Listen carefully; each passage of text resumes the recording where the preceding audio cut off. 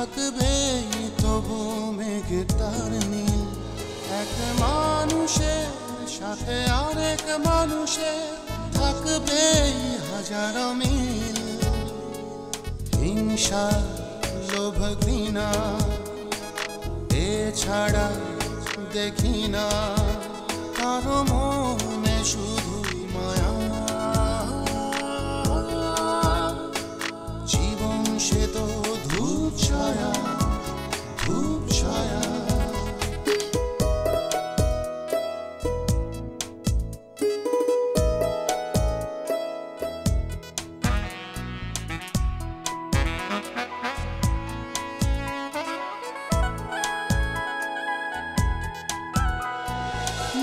সাজে সুখ সুখ শত ভাবনাতে, স্বপ্নের নীল ঘরে যায় দিনে রাতে। গল্পের বৃত্তে আনা গোনা দুঃখ সুখেই বোনা। এক মানুষের সাথে আরেক মানুষের থাকবে হাজারো মিল। হিংসা লোভ ঘৃণা এছাড়া দেখি না কারো মনে শুধুই মায়া। জীবন সে তো ধূপ ছায়া, ধূপ ছায়া।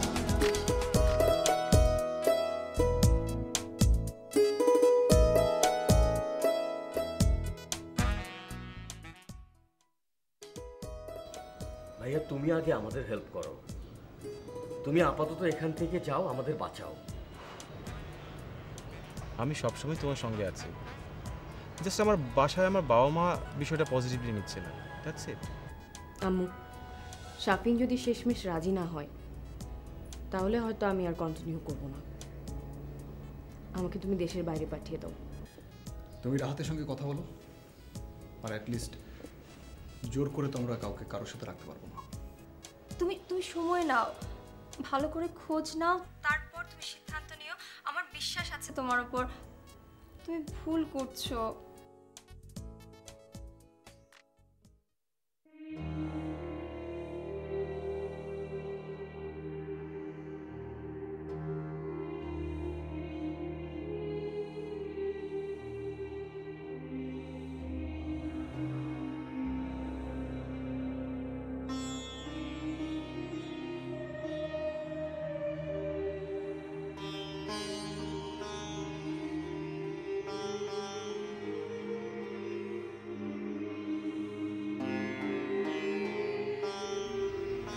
দেখো, মানুষের জীবনের অনেক কিছুই অজানা। তুমি আমি যদি জানতাম যে আমাদের বড় ছেলে এরকম একটা অমানুষ হবে, তাহলে তখনই ওকে গলা টিপে মেরে ফেলতাম। মাহিনের জন্য আমাদের ছেলে মেয়ের সংসার ভেঙে যাচ্ছে। এটা তুমি কি দিয়ে কি করবে? কি সান্ত্বনা দেবে তুমি ওদের? কারোর সংসার ভাঙবে না, তুমি কান্না থামাও। অত টেনশন নিও না, প্রেশার বেড়ে যাবে। দেখো, আমি সিদ্ধান্ত নিতে ভুল করবো না, তুমি আমার উপর বিশ্বাস রাখো। কি করবে তুমি ওদের জন্য? আমাকে বুঝিয়ে বলো, আমি শুনি। কি করব এখন সেটা বলা যাবে না, তবে সাফিন আর নুমায়ারা সংসার যে ভাঙবে না সে সম্বন্ধে তুমি নিশ্চিত থাকতে পারো।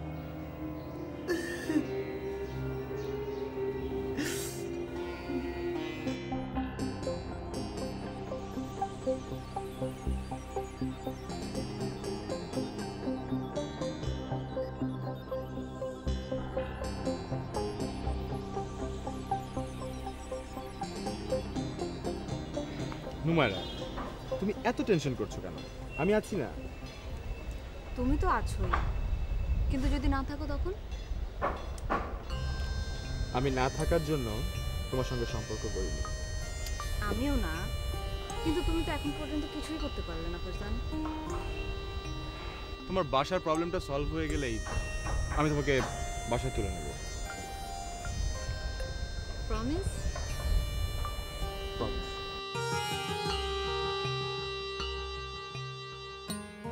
মাহিন ভাইকে বাবা বোধহয় পুলিশের হাতে তুলে দিলেন।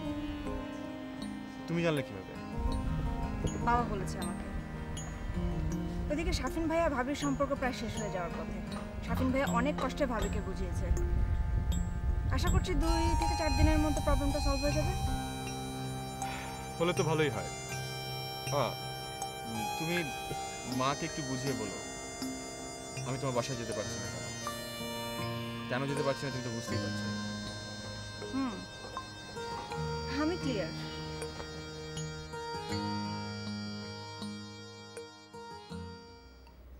কিন্তু এই সময় আমার জন্য আসাটা তো খুবই ডিফিকাল্ট। তারপরেও দেখছি, পরে জানাবো। আচ্ছা, কাল ঠিক এই সময় আমি ফোন করব। ওকে, রাখছি, বাই। সানিয়া, আমার তো সমস্যা, আমাকে যেতে হচ্ছে। কিন্তু তুমি তো এভাবে যেতে পারো না। আমাদের অ্যাপার্টমেন্টগুলো না বুঝিয়ে নিমের অবস্থাটা এইভাবে আনস্টেবল রেখে, আর আমি কিন্তু কারো দায়িত্ব নিতে পারবো না। কেন পারবি না? তুই ভাই না?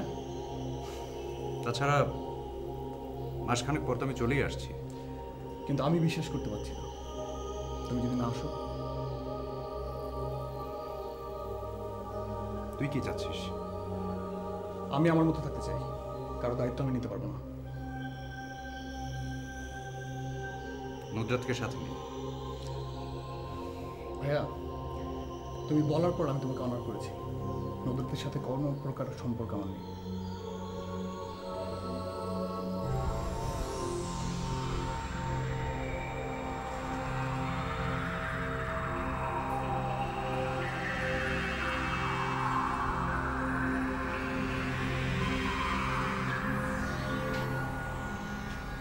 শাফিন, তোরা কেউ আমাকে বুঝতে চাচ্ছিস না, না তুই, না বাবা, না মা। একটা মানুষ ভালো হতে চাচ্ছে, আশ্রয় চাচ্ছে, তোরা তাকে সেই আশ্রয়টুকু দিবি না? দেখো ভাইয়া, আমি তোমাকে ঘৃণা করতে পারি, তোমার সঙ্গে কথা নাও বলতে পারি, তোমাকে বাসা থেকে বের করে অথবা পুলিশে দিতে পারি, তার কোনোটাই আমি করছি না। তার মানে এটা কি পরিষ্কার নয় যে তোমাকে আমরা হেল্প করছি কারণ তুমি ভালো পথে ফিরতে চাচ্ছ? তাহলে কেন আমাকে চলে যেতে বলছিস? তুমি এখানে থাকা মানে আমার ওয়াইফ এখানে থাকছে না, নুমাইরার বর নুমাইরাকে নিচ্ছে না, এসব তোমার জন্যে। এখান থেকে যদি আমি চলে যাই তাহলে আমি বাঁচতে পারবো না, কিন্তু আমি বাঁচতে চাই। প্লিজ আমাকে বাঁচা।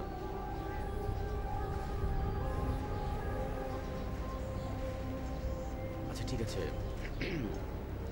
আমি বাবার সঙ্গে কথা বলি, তবে বাবা যা বলবে তাই তোমাকে করতে হবে।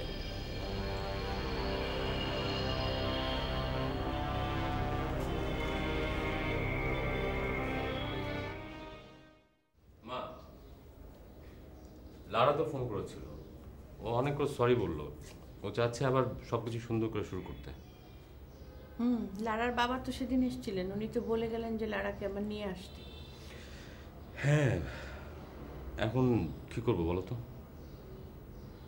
কটা দিন যাক, অপরাজিতার প্রবলেমটা একটু সলভ হোক, তারপর। কিন্তু ও তো বলছে আজকে নিয়ে আসতে। তুই চুপ থাক, আমি ফোনে কথা বলছি, তুই কিছু বলিস না। ঠিক আছে। হ্যাঁ রে, তোর বিজনেসের কি খবর? কোনো সারা শব্দ নেই, একদম চুপচাপ। না, ভাবছি অফিসটা শিফট করবো, আর অলরেডি জায়গা দেখে ফেলেছি, যার ফলে সবাই এখন বিজি, তুমি দেখতে পাচ্ছ না। ও ভালো, ভালো কথা।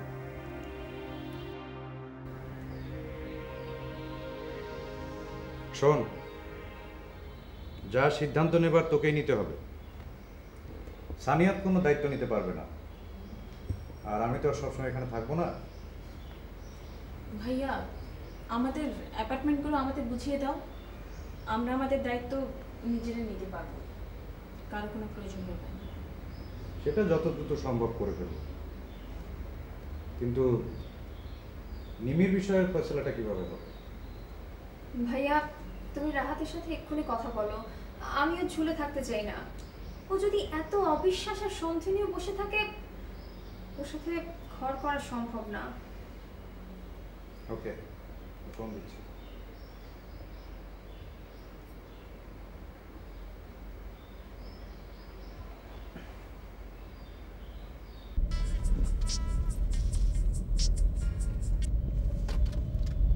আসসালামু আলাইকুম ভাইয়া। ওয়ালাইকুম আসসালাম। রাহাত কেমন আছো? জি ভালো। রাহাত, অনেক দিন তো হলো নেমিয়ে বাসায়। ও তো সবসময় ওই বাসাতে যাবো যাবো করতো, এখন থাকুক ওখানে। তুমি এভাবে কথা বলছো কেন? তুমি কি সিদ্ধান্ত নিলে? কি করবে? সম্পর্কটা রাখবে নাকি ভেঙে ফেলবে? আপনি কত সহজে কথাটা বলে দিলেন ভাইয়া। কি করব বলো? আমি তো আর বেশি দিন এখানে থাকতে পারছি না, চলে যাব। সো যাওয়ার আগে তোমাদের ব্যাপারটার একটা ফয়সালা করে যেতে চাই, সেজন্যই তোমার সিদ্ধান্ত জানাটা খুবই জরুরি আমার জন্য। আমি এখনো কিছু ভাবতে পারছি না। তাহলে কবে তোমাকে ফোন করব?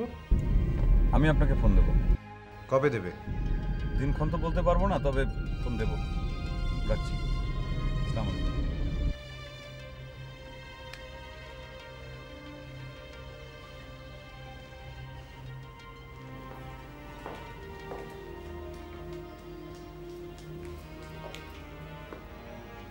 কি বলে ভাইয়া?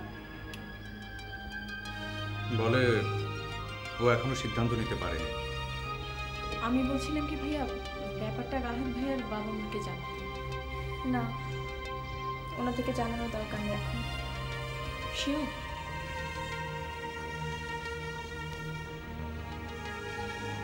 সাফিন শোন,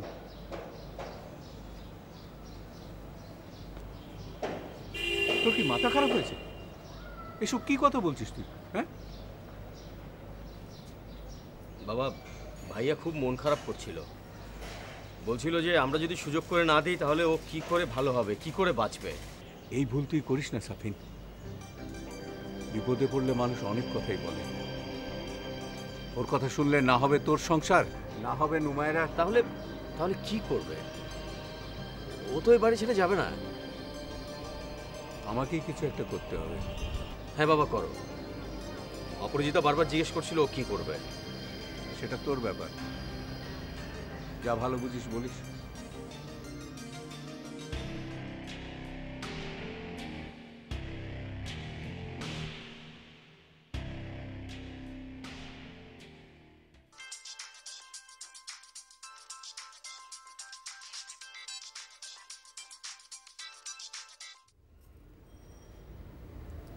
হ্যালো, এখন কি চাও? কি মতলবে ফোন করেছো? কি অবস্থা, কেমন আছো? তুমি তো আমার অবস্থা জানোই। কি মতলবে ফোন দিয়েছো? আশ্চর্য, তুমি এভাবে কেন কথা বলছো? আচ্ছা, আমি কি তোমার কোনো খারাপ চাই? হ্যাঁ চাও, চাও বলেই তুমি এই ঝামেলাগুলো করেছো। আমি তো কোনো ঝামেলা করিনি। তুমি তো আমাকে সেদিন না চেনার ভান করলে, তাই তো আমি একটু বিরক্ত হয়ে গিয়েছিলাম। এখন তো সব জানাশোনা হয়েছে, এখন আর কি কিছু বলার বাকি আছে? প্লিজ নিমি, আমি জানি যে তোমার রাহাতের সাথে থাকা সম্ভব না। আমি আছি তোমার জন্য। তবু ভেবো না রাহাতের সাথে সম্পর্ক ভেঙে গেলে আমি তোমার কাছে ফিরে আসবো তোমার মতো। সরি তবু তুমি আর আমাকে ফোন দেবে না প্লিজ। তোমার যা ইচ্ছা রাহাতকে বলতে থাকো, সবই তো মিথ্যা। যা বলেছো সবই তুমি তাকে মিথ্যা বলেছো। তোমার যে ফ্যামিলি প্রবলেম ছিল, যার কারণে তোমার সাথে আমার বিয়ে ভেঙে গেছে, সেটা তো তুমি বলোনি। তোমার অ্যাটিটিউড, তোমার কথাবার্তা সব কিছুই ছোট লোকের মতো। তুমি একটা ছোট লোক।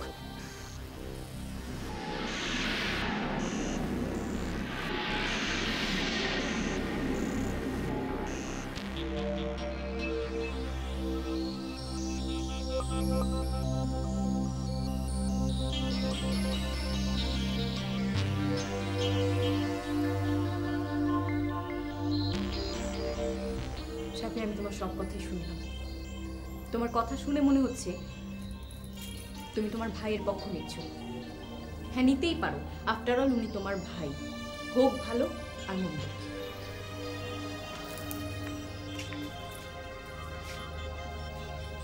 তুমি বিষয়টাকে এভাবে জেনারেলাইজ করো না। শাফিন, তুমি অনেক বড় একটা অন্যায় করেছো বিষয়টা গোপন করে। এখন আরেকটা অন্যায় করছো ভাইয়ের পক্ষ নিয়ে। একটা মানুষ ভালো হতে চাচ্ছে, তাকে ভালো হওয়ার একটু সুযোগ তো আমাদের দেওয়া উচিত নাকি? তাতে যদি তোমার সংসার ভেঙে যায় তবুও তোমার কিছু করার নেই। সংসার ভাঙবে কেন? কেন ভাঙবে বোঝো না? এরকম একজন জঘন্য মানুষের সঙ্গে আমি থাকতে পারবো না। তুমি তাহলে তোমার সিদ্ধান্ত জানিয়ে দিতে পারো, যেহেতু তোমার সময় নেই। সময় তো আমি তোমাকে দিয়েছি, আর এইভাবে আমি আমাদের বাসায় পড়ে থাকতে পারবো না শাকিল। তুমি আমাকে 1 সপ্তাহ সময় দাও, এর মধ্যে বাবা একটা ব্যবস্থা করবেন। কি ব্যবস্থা করবেন আমাকে জানাও। হয়তো ভাইয়াকে অন্য কোথাও রাখবে, অথবা ওই বাসা ছেড়ে তুমি বাড়িধারা বাসায় গিয়ে উঠবে। তার জন্য অপেক্ষা করতে হবে আমাকে 7 দিন? হ্যাঁ।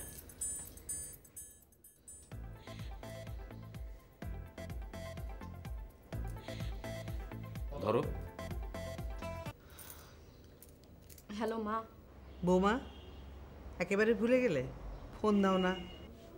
না মা, আমি সব মিলিয়ে ভালো নেই। জানি তো বৌমা, লজ্জায় পড়েছে বলে তোমাকে ফোন দিই না। আসবে না বৌমা? না মা, মাহিন ভাইয়া না যাওয়া পর্যন্ত সম্ভব না। শাফিন কি তোমাদের ওখানে? জি মা। ওকে তো বলেছি ওর যা ভালো মনে হয় করতে। মা, ও তো সপ্তাহখানিক সময় চাচ্ছে। আমরা ভাবছি একটা সমাধান দ্রুতই করতে হবে। মা, আপনি আসুন না, বেরিয়ে যাবেন। দেখি আসবো, আমারও খুব দেখতে ইচ্ছে করছে তোমাকে।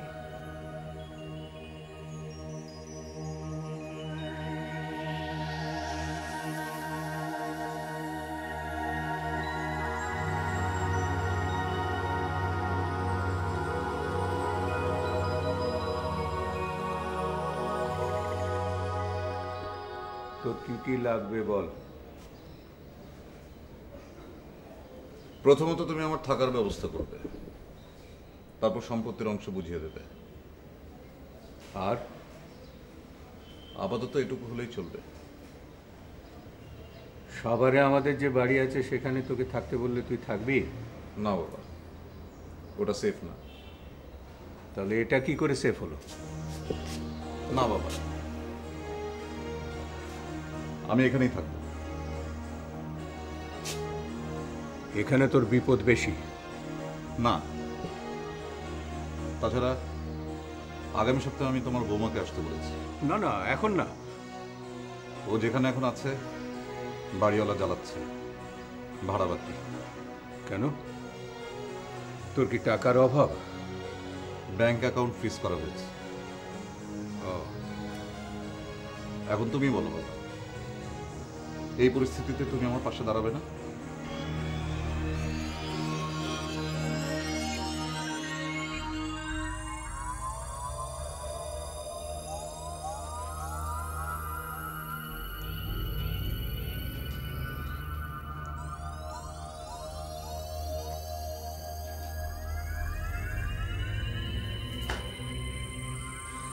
এটা হতে পারে না।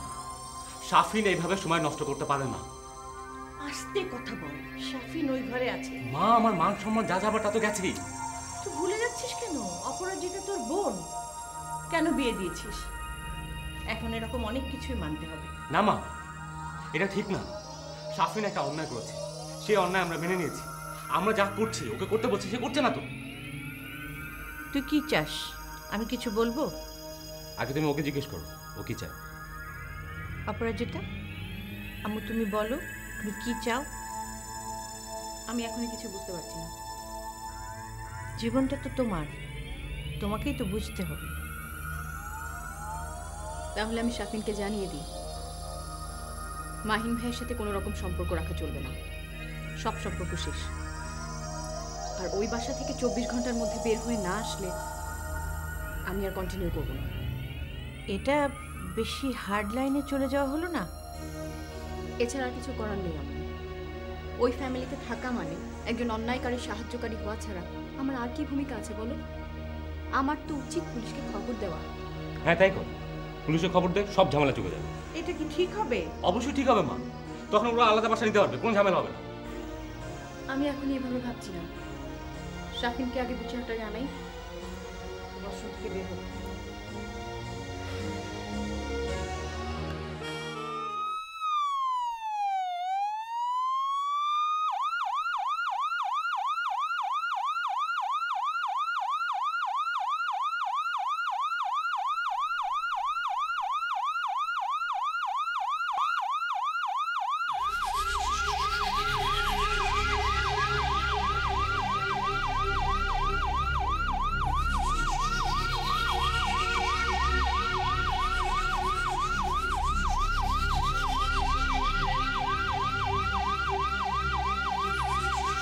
পুলিশ?